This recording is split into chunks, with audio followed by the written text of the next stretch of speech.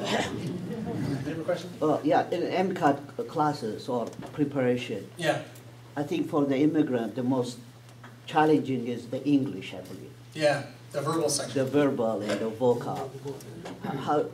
How do you think they should prepare for it? Very good question. So the question was, on the medical school entrance examination, how do you prepare for the verbal section? The verbal section is a critical reading section. Essentially, what this portion of the exam is, they want you to read 5 paragraphs.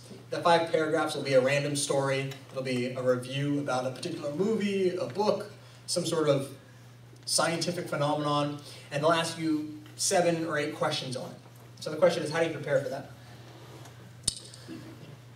The best way to prepare for the MCAT exam, and this is something I tell all my students, because there's so much information about biology, chemistry, physics, and students get overwhelmed and they try and read every single book ever written about the MCAT, about these topics.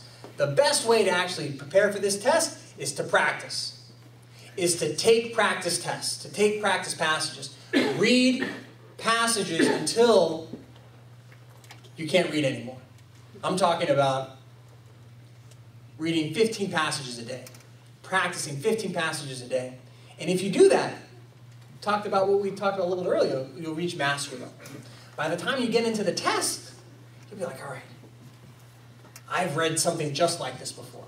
I know exactly what the thought process was when they asked on this question. They're asking me the same type of question. Let me answer it this way, right? It's patterns. The MCAT, ironically, it's a lot about strategy. It's a lot about strategy, more so than the medical school test. The MCAT is a lot about strategy. And if you understand the strategy of the exam, if you've practiced enough passages to know how they ask questions, you'll be able to answer them on the test. We talked a little bit about simulation.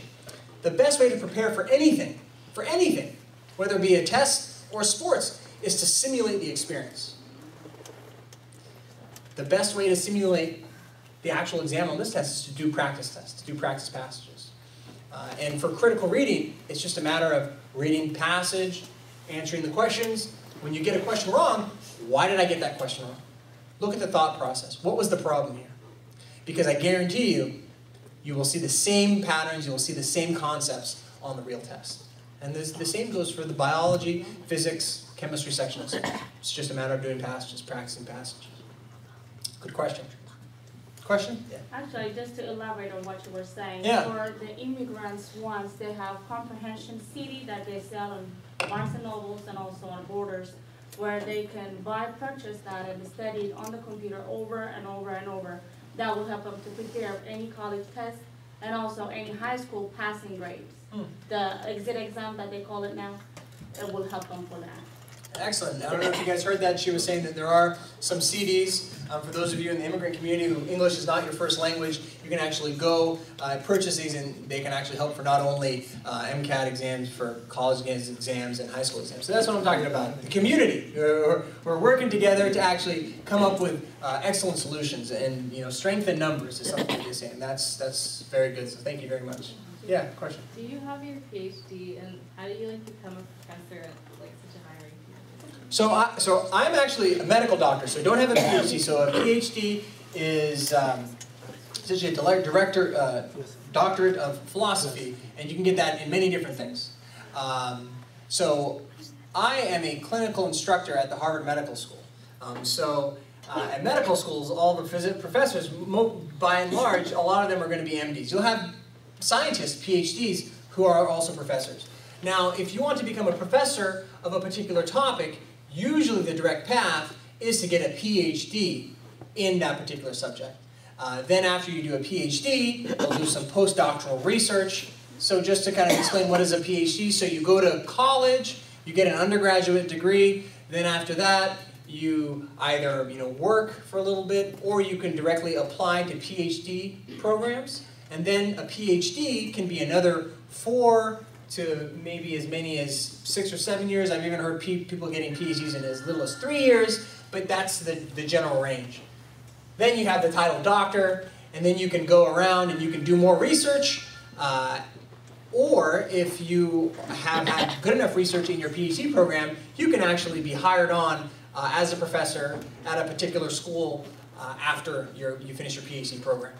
So that's kind of the background and the path of somebody who is a quote-unquote professor at a particular school, college, or university. And that's a great question. So that, if you know that you're passionate about a particular topic, and it doesn't happen to be one of the trades, one of the engineering, medicine, law, you're really passionate about history, and you want to write history books. That's how you would actually go about getting that role. You would go to undergraduate, then you would probably go into a PhD program, and during which you'll probably write books about history, do research about history, and then eventually, hopefully, you'll become a professor. So that's how it works. Good question. Yeah, question. Are you born here or? So I was born here in San Diego, but luckily have had the opportunity to travel back to Ethiopia. Just this time last year, I was actually in Ethiopia. I was there for about 6 weeks. I was doing work with the Clinton Foundation, developing healthcare infrastructure in Addis Ababa and in my dad's hometown of Nazareth, now known as Adama. And so that was a really great experience to actually, go back to see my roots and to actually give back to the culture that brought me here. And it was an amazing experience, and I actually look forward to probably going back this summer to do more work with the Clinton Foundation. And that's one of the other great things for those of you guys who are interested, in medicine, is that the whole world needs doctors. The whole world needs doctors, and so you'll never, find a lack of need for your services. And it's a great way to actually provide and give back to, millions of people who need the help. Good question.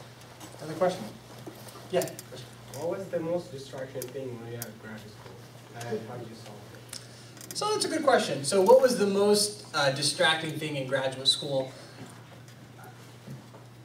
Overall, I would say that if you've gotten to college and if you've gotten to graduate school, you're a smart person. You're a smart person. And oftentimes it's the direction, it's the purpose can oftentimes be distracting. If you don't have a direction, if you don't have a purpose, you don't have a reason why you're working hard, it's very easy to get distracted. One of my dad's favorite Ethiopian sayings is that if you don't know where you're going, any road can take you there. That's good. Any road can take you there. So I would say if you've gotten to the level of college, you've gotten to the level of graduate school, and you find yourself getting distracted, I'd say it's probably a lack of purpose. It's a lack of direction. You don't have something that you're really focusing on.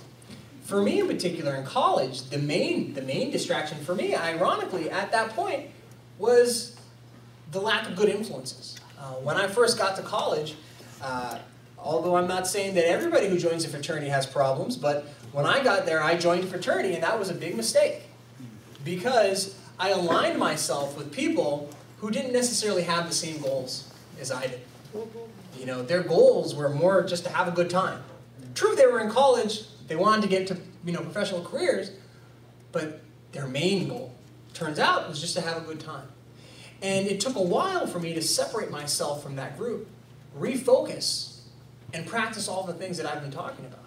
So you'd be surprised, even at the graduate level, you can still run into those sorts of situations where you find yourself aligning yourself with people who you thought were the right people because they're in your college, they're in your graduate school. But at every level, you're going to find new levels of work ethics. In medical school, and even in residency, there are people who got there but just were not serious about it. They felt as if they did what they needed to do and they were pretty much done. So you really, at every single level, have to ask yourself, who am I aligning myself with? Who am I spending my time with? And who am I looking up to? Who am I modeling myself after? And if you do that, hopefully you'll be able to retain that direction. Hopefully you'll be able to retain those goals and not get taken in any direction, as that saying says, not have any road take you where you want to go. Very good. Good question.